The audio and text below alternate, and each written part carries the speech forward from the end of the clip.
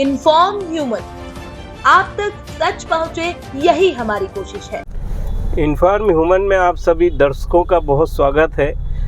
इस समय मध्य प्रदेश विधानसभा चुनाव एकदम चरम पर है और दोनों ही दलों के बड़े नेता लगातार सफ़र कर रहे हैं, लगातार क्षेत्र में हैं, अलग अलग विधानसभा क्षेत्र में पहुंच रहे हैं। इसी संदर्भ में आज हमारे साथ कांग्रेस के बड़े नेता प्रवेश जी अग्रवाल हैं और संयोग से वो एक यात्रा पर निकल रहे थे कि हमारी उनसे मुलाकात हो गई। कुछ महत्वपूर्ण विषय हैं जिनको लेकर हम उनसे चर्चा करेंगे। आपका बहुत स्वागत है। सर्वप्रथम आपको एक शुभकामना ये कि दायित्व तो आपके ऊपर पहले भी थे, लेकिन पार्टी ने एक और बड़ा दायित्व दिया है आपको। देवास की 5 विधानसभा को लेकर समन्वयक नियुक्त किया है। आपको बहुत शुभकामनाएं। बहुत बहुत धन्यवाद। इस पर विस्तार से बात करेंगे। इसके पहले मैं ये जानना चाहता हूँ कि आप लगभग मध्य प्रदेश के कई क्षेत्रों में पहुँच रहे होंगे। इस समय कांग्रेस की स्थिति क्या है? कांग्रेस बहुत बेहतर स्थिति में है और बहुत प्रचंड बहुमत से हम लोग जीत रहे हैं। रोज चुनावी सर्वे आपके सामने आ रहे हैं। हम लोग को 150 से भी ज़्यादा सीटें मिल रही हैं। भाजपा 50 से भी कम सीटों में सिमटने जा रही है। ये जो सर्वे हैं, ये जी न्यूज़ का सर्वे मैं आपको बता रहा हूँ, ABP का सर्वे आपको बता रहा हूँ। भाजपा वालों ने सर्वे कराया है, संघ वालों ने सर्वे कराया है, कांग्रेस की अपनी कुछ टीमें हैं, कांग्रेस के सर्वे हो रहे हैं और लगभग हर सर्वे में हम प्रचंड बहुमत के साथ जीतते हुए नजर आ रहे हैं। देवास में तो आप लगातार विजिट पर रहते ही हैं। इसके अलावा और कौन से जिले हैं जहां पे आपको अभी लगातार जाना पड़ रहा होगा? चूँकि आलाकमान ने मुझे 5 विधानसभाओं की जिम्मेदारी सौंपी है, चुनाव प्रभारी बनाया है, चुनाव के लिए समन्वयक बनाया है जी। तो मैं देवास की 5 विधानसभा में मेरा सबसे ज़्यादा फोकस है। हालांकि पार्टी के काम से मैं प्रदेश महासचिव भी हूँ जी, तो बाकी जगह भी जाना पड़ता है, पर देवास, खातेगांव, बागली, हाटपिपलिया, सोनकच्छ में मेरा पूरा ध्यान है। निश्चित तौर से यदि देवास की 5 विधानसभा का आपका ध्यान है और लगातार आप उन पर पूरा अपना ध्यान भी केंद्रित कर रहे हैं, तो विधानसभा बार हम यदि समीक्षा करें तो मेरा पहला सवाल यदि हो कि क्या स्थिति, तो आप पूर्णतः यही कहेंगे कि हम 5 विधानसभा क्षेत्र जीत रहे हैं। मैं नहीं कह रहा हूँ, ये जनता भी कह रही है। हम 5-0 से जीतने जा रहे हैं जी। और जब साहब ने मुझे ये जिम्मेदारी दी थी, साहब ने बोला ये जो 1-4 का आंकड़ा है, ये तुम ध्यान दोगे तो 4-1 भी हो सकता है जी। तो मैंने कहा साहब 5-0 क्यों नहीं हो सकता, और अब तो जनता भी कह रही है 5-0 होने जा रहा है। बहरहाल आपका भी एक दृष्टिकोण होगा, आपका भी एक आपने भी समीक्षा की होगी। तो यदि विधानसभा बार देखें तो मान लीजिए देवास है, तो कोई एक ठोस कारण आप मुझे बता दीजिए कि हम इस कारण से देवास जीत रहे हैं। देखिए बहुत सारे कारण हैं जी, लेकिन 2-3 कारण मैं बता देता हूँ जो 5 विधानसभा के लिए जी। हमारे जो प्रत्याशी हैं बहुत मेहनत कर रहे हैं। अब देखिए प्रदीप जिस तरीके से घर घर जा रहे हैं जी, और बहुत ही मेहनती व्यक्ति हैं। जनता को पता चल गया है कि एक जनता वाला व्यक्ति चाहिए। आज महल के दरवाजों तक पहुंचना बड़ा मुश्किल होता है, लेकिन एक व्यक्ति जो आपके दरवाजे पे हमेशा खड़ा हुआ है।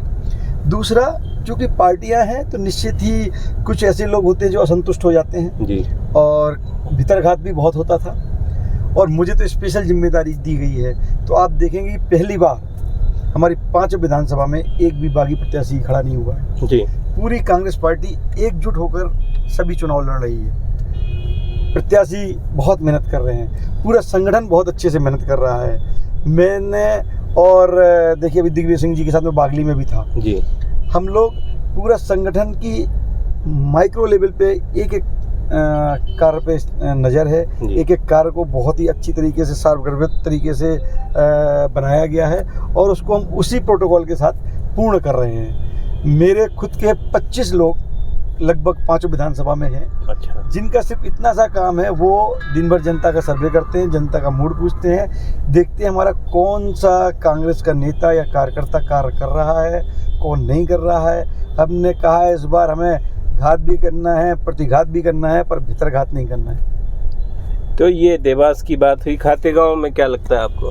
सर ये जो मैंने बातें बताई हैं ये ओवरऑल विधानसभा के लिए हैं जी, पर जैसे यहाँ पे हम कम से कम 10 से 15 हज़ार वोटों से जीतने जा रहे हैं देवास में। ठीक है। खातेगांव में दीपक जोशी जी लड़ रहे हैं, उनके साथ साथ हमारे लगभग 7 और प्रत्याशी थे जी, वो भी एकजुट होकर लड़ रहे हैं। खातेगांव में माहौल बहुत अच्छा है।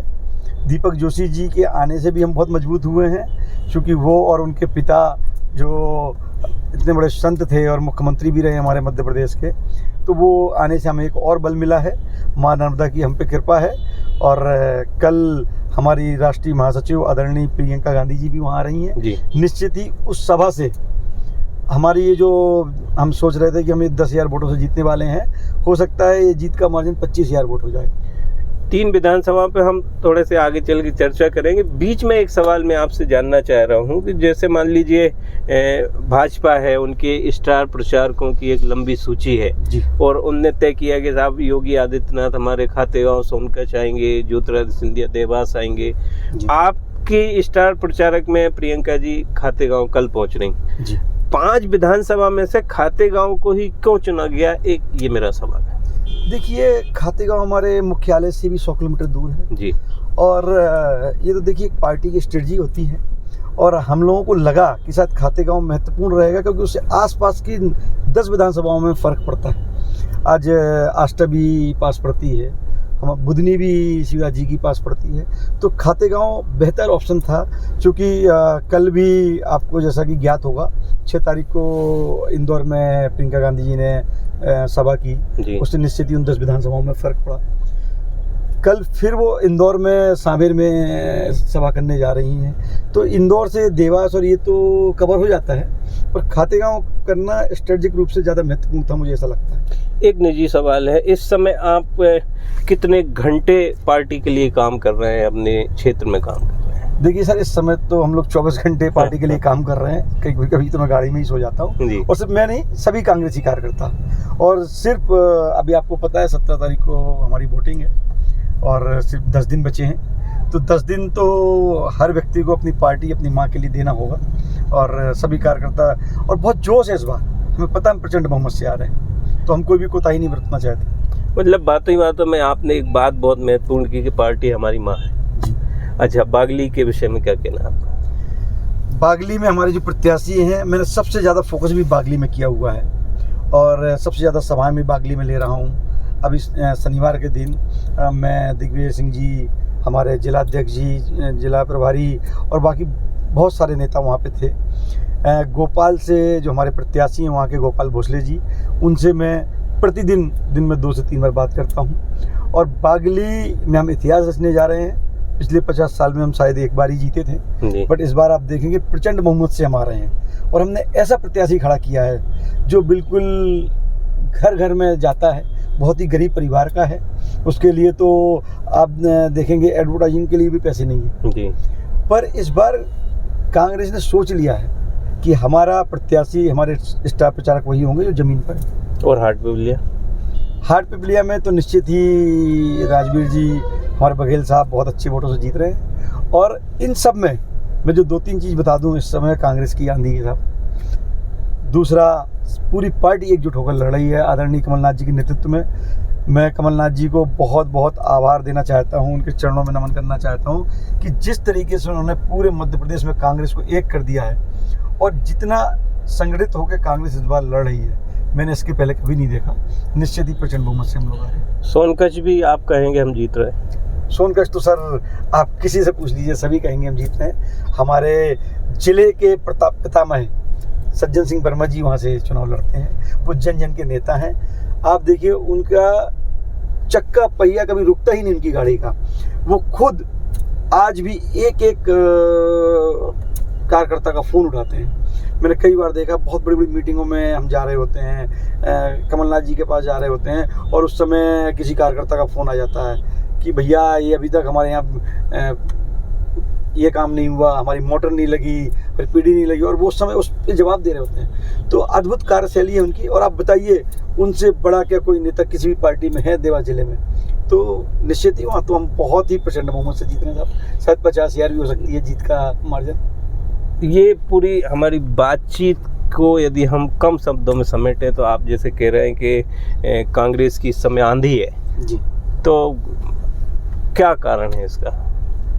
देखिए, पिछले 18 साल से भाजपा ने जो कुशासन रहा है जी, जिस तरीके से भाजपा ने देश को बांट दिया है, क्या है, पहले भाजपा ने बड़ी मीठी मीठी बातें की और फिर कहा कांग्रेस ने कुछ किया ही नहीं। अरे भाई, अगर कांग्रेस ने जो कुछ भी इतने सालों में किया था, आप उसी को तो बेचे जा रहे हो, और अगर ये 5 साल रह गए तो पूरा देश ही बेच डालेंगे। तो जिस तरीके से बेरोजगारी बढ़ी है, जिस तरीके से अर्थव्यवस्था चौपट हो गई है, जिस तरीके से गुंडा राज फैल गया है, जिस तरीके से जंगल राज फैल गया है, जिस तरीके से कमीशनबाजी फैल गई है, लोग त्राहिमाम मचा रहे हैं। तो अब उनको समझ में आ गया है कि कांग्रेस ही एक ऐसी पार्टी है जो इस देश को आगे बढ़ा सकती है। तो इसलिए इस बार पूरी जनता एकजुट हो गई है कांग्रेस के साथ। उन्हें भी पता है कि आने वाली पीढ़ियां उनको हमेशा श्रापित करेंगी कि हमको आप कैसा शासन देके गए थे। तो ये सब वजह हैं जिसकी वजह से कांग्रेस बहुत प्रचंड बहुमत से आ रही है।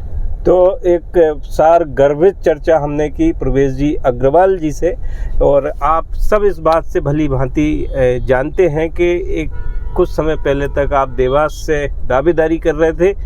अमूमन ये होता है कि मान लीजिए जब टिकट फाइनल नहीं होता है तो नाराज़गी जाहिर होती है, लेकिन प्रवेश जी के व्यक्तित्व में ये बात निश्चित तौर से अक्षरशः दिखाई देती है कि उस नाराज़गी की बजाय उन्होंने एक विधानसभा को फोकस करने की बजाय अब वो 5 विधानसभा क्षेत्र में अपना ध्यान केंद्रित किए हुए हैं, अपनी सक्रियता दिखा रहे हैं। ये अपने आप में एक व्यक्तित्व की बड़ी निशानी है।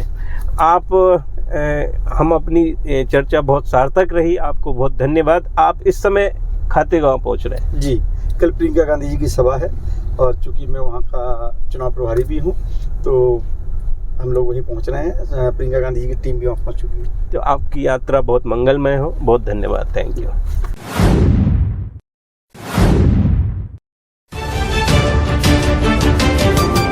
इन्फॉर्म ह्यूमन, आप तक सच पहुंचे, यही हमारी कोशिश है।